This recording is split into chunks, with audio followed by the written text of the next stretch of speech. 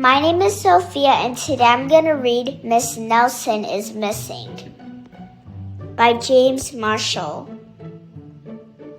The kids in room 207 were misbehaving again. Spitballs stuck to the ceiling. Paper planes whizzed through the air. They were the worst behaved class in the whole school. "Now settle down," said Miss Nelson in a sweet voice.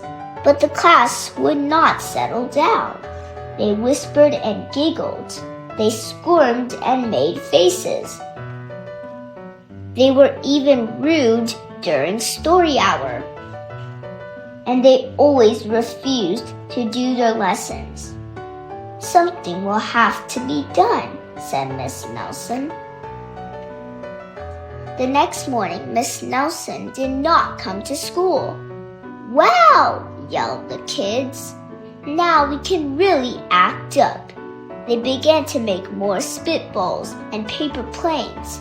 "Today, let's just be terrible," they said. "Not so fast," hissed an unpleasant voice. A woman in an ugly black dress stood before them. "I am your new teacher, Miss Viola Swamp," and she rapped the desk with her ruler. "Where is Miss Nelson?" asked the kids. "Never mind that," snapped Miss Swamp. "Open those arithmetic books." Miss Nelson's kids did as they were told. They could see that Miss Swamp was a real witch. She meant business.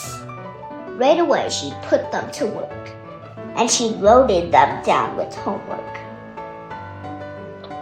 "We'll have no story hour today," said Miss Swamp. "Keep your mouths shut," said Miss Swamp. "Sit perfectly still," said Miss Swamp. "And if you misbehave, you'll be sorry," said Miss Swamp. The kids in room 207 had never worked so hard. Days went by, and there was no sign of Miss Nelson. The kids missed Miss Nelson. "Maybe we should try to find her," they said. Some of them went to the police. Detective McSmog was assigned to the case. He listened to their story. He scratched his chin.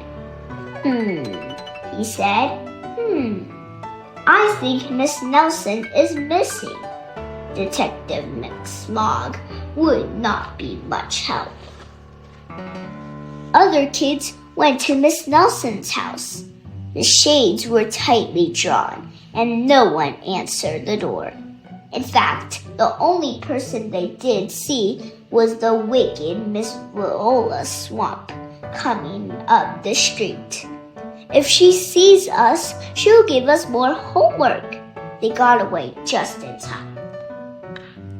"Maybe something terrible happened to Miss Nelson. Maybe she was gobbled up by a shark," said one of the kids. But that didn't seem likely. "Maybe Miss Nelson went to Mars," said another kid. But that didn't seem likely either. "I know," exclaimed one know-it-all. "Maybe Miss Nelson's car was carried off by a swarm of angry butterflies." But that was the least likely of all. The kids in room 207 became very discouraged. It seemed that Miss Nelson was never coming back, and they would be stuck with Miss Viola Swamp forever. They heard footsteps in the hall. "Here comes the witch," they whispered. "Hello, children," someone said in a sweet voice. It was Miss Nelson. "Did you miss me?" she asked. "We certainly did," cried all the kids. "Where were you?"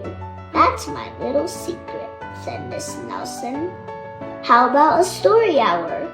Oh, yes, cried the kids.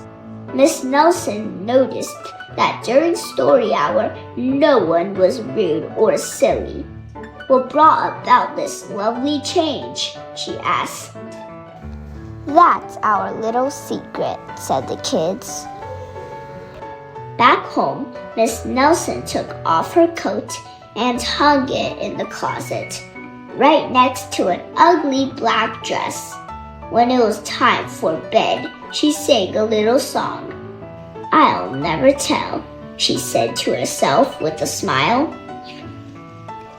P.S. Detective Nick Smog is working on a new case. He is now looking for Miss Viola Swamp. The end. Thank you for watching. Make sure to like and subscribe.